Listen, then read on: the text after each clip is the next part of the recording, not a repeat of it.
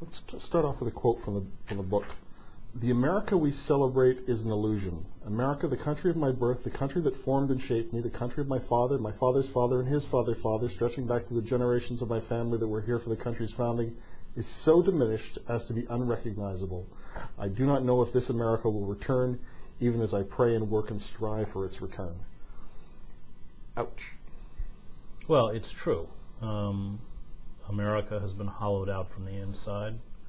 We are a country that speaks about democratic values while we run offshore penal colonies where we torture human beings, including a 15-year-old Canadian who are stripped of their rights. We've suspended habeas corpus. The concerns and needs of its citizens no longer matter in a corporate state. Our manufacturing centers have been decimated. Our working class has been plunged into poverty.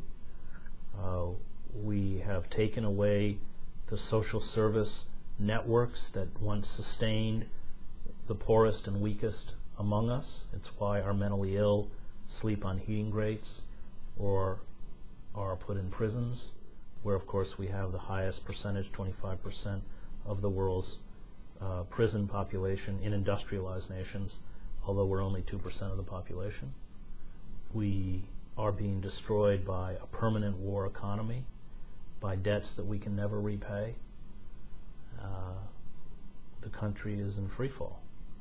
But enough of that stuff. Let's talk about Michael Jackson. Have you ever met him? I mean, I'm being facetious, but the problem is that we seem, and you point out, the spectacle. Well, and this is true of all decaying societies. If you go back and read the twilight years of the Ottoman Empire or the Austro-Hungarian Empire, or the Roman Empire, bread and circuses. Exactly. I mean, and Cicero wrote about it. I mean, you know, if you go back and read Cicero, it's a pretty prescient critique of American society, where Cicero complains that the civic and political life of the country has been subsumed by the arena and poisoned civil and political discourse, and that while these spectacles, which grew ever larger, ever more elaborate, and included, of course, not just gladiatorial games and flooded arenas where people, slaves and ships, battled each other to the death, but also sexual escapades. I mean, there's a famous story of they reenacted the raping of Europa by the bull by strapping a woman into a bull a replica of a bull that had been covered with leather, and then she was mounted and killed by a real bull in the middle of the arena. I mean, this is the kind of stuff you go and read Suetonius and Nero, traveling down the Bay of Naples, stopping at one whorehouse after another. I mean, the descent into unchecked hedonism and the utter corruption of the power elite and the entrancement with illusion are all symptoms of decaying and dying cultures. And unfortunately, those symptoms are run, or those realities are now embraced, by American society. I mean, these are the revels of a decaying imperium. Can you keep people in a state of fear forever? I mean, Hitler could only do it from for about 10 years. I mean, but this has been going on for much longer. I mean, we're afraid of communists. Well, since the end of World War I. I mean,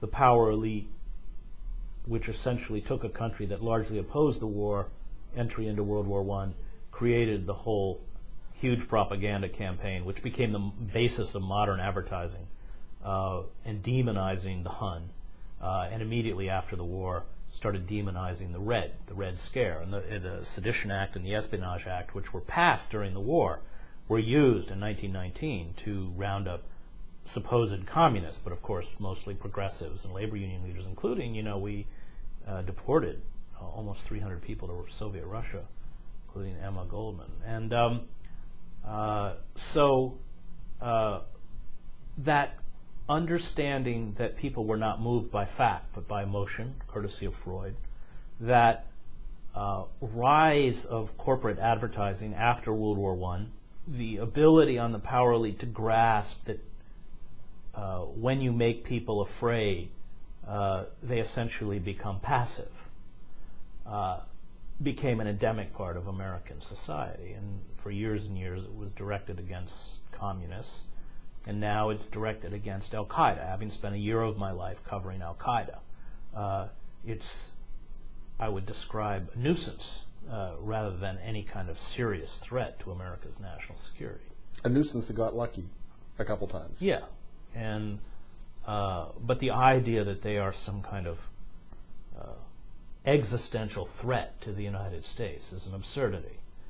But it's very effective in terms of perpetuating this culture of fear, which makes people complacent and allows those in power to accrue to themselves more and more tools of control and repression that in a climate not dominated by fear, they would never be able to amass. The book is Empire of Illusion, The End of Literacy and the Triumph of Spectacle. I've been speaking with the Pulitzer Prize winning author Chris Hedges and Empire of Illusion, published by Knopf Canada.